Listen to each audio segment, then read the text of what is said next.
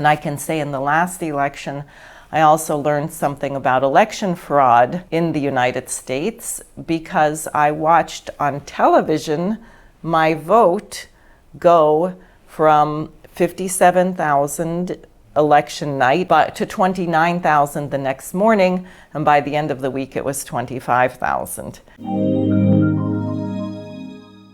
I'm Diane Sayre. I'm an independent candidate for U.S. Senate from the state of New York in the United States, and that means my election is in November of 2024. And I think what is important for everyone to know, it is the case that these upcoming elections are among the most important elections ever in American history and even in world history, because we are on the brink of a catastrophic war, even possibly world war. And unfortunately, the current administration of the United States seems to be oblivious to the results of its policies. So in the presidential election, we have three major candidates. We have Joe Biden, the incumbent president, who is very old, who doesn't seem to know where he is a lot of the time, who clearly is being advised by other people. We have Donald Trump, the former president, who is under a vicious political attack.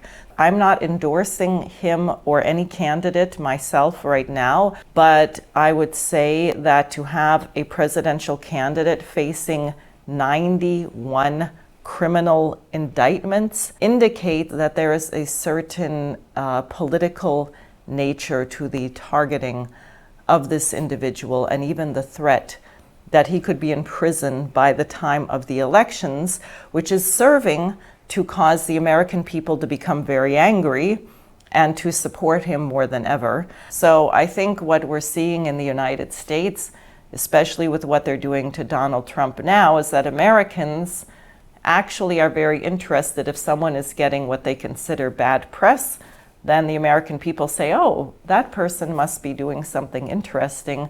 I'm going to look at what they're doing. And then you have Robert Kennedy Jr., the nephew of our assassinated president, John F. Kennedy, the son of Robert Kennedy, who probably would have been president had he not also been assassinated. Robert Kennedy Jr. has just left the Democratic Party to announce that he will run as an independent.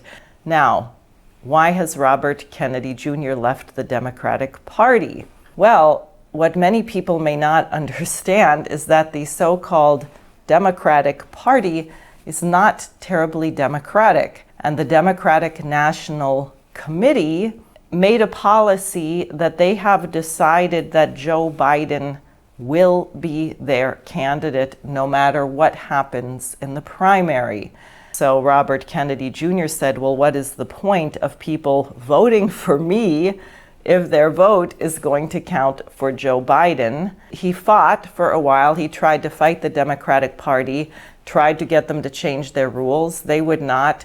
So he left the party to run as an independent. And there were polls showing that 63% of American voters supported him running independent. So there is a great recognition in the United States right now that the bureaucracy of the Republican Party and the Democratic Party no longer represents the view of the average American voter. The state rule in New York was, in the past, if you want to get your name on the ballot, you have 6 weeks in which to collect 15,000 valid signatures. Now, if you are an independent candidate, if you are not with the two major parties, you have to collect 45,000 valid signatures in 6 weeks. I ran for U.S. Senate against the incumbent Chuck Schumer in 2022, and I became the first and only person in the state of New York to actually succeed at getting on the ballot. I was the only one. I turned in 66,000 signatures, and I can say in the last election, I also learned something about election fraud in the United States because I watched on television my vote go from 57,000 election night, which was already lower than it should have been, but that's another story, but to 29,000 the next morning, and by the end of the week it was 25,000. And I can tell you there's a group in New York that's monitoring the elections. They discovered that according to the state public records, in the 2020 election, the one that Donald Trump said was fraudulent, in the state of New York, there were 300,000 more votes certified by the Secretary of State than voters who voted in the election. At least a 4% margin of votes that you can play with to change the outcome of an election. And this was done across the board, I think, in many, many states. I think there is legitimate reason to say there is fraud. I think this is a real problem in a democratic republic because the voters must have confidence that their voice is being heard.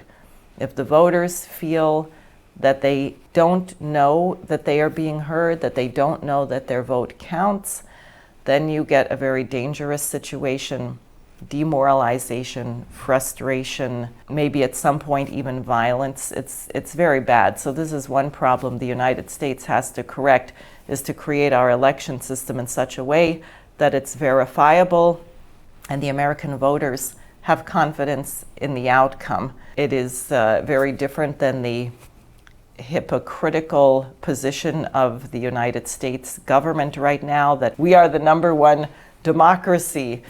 As you heard from the Democratic Party policy, we're not that democratic. As a candidate for U.S. Senate in New York, what I am hoping to do is to rally the American voters to a policy not only anti-war, but a policy of economic cooperation, economic development. And personally, I am actually very excited by the role that China is playing in the world right now, the effort to alleviate poverty, to work with other nations without making arbitrary demands on what they must do before they can get economic aid.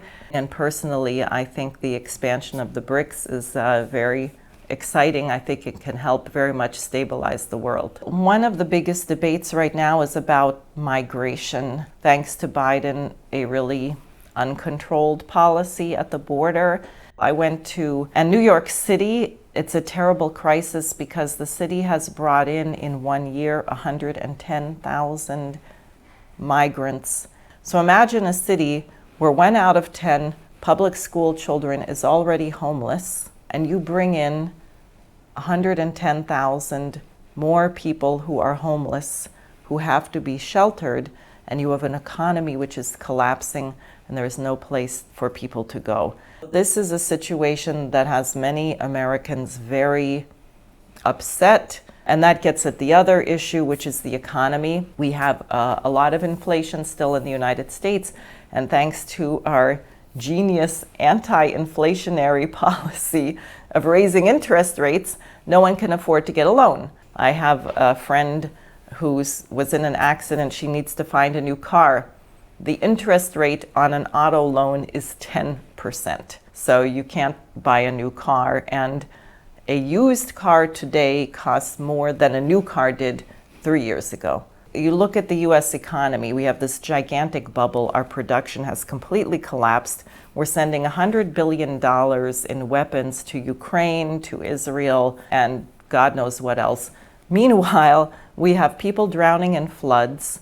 Our farmers are suffering. Our schools are falling apart. We don't have health care. We have a disaster at home. And we have the possibility actually of collaborating with the Belt and Road. We are trying to set up a competition in a way which is a fraud because we have no intention of building anything.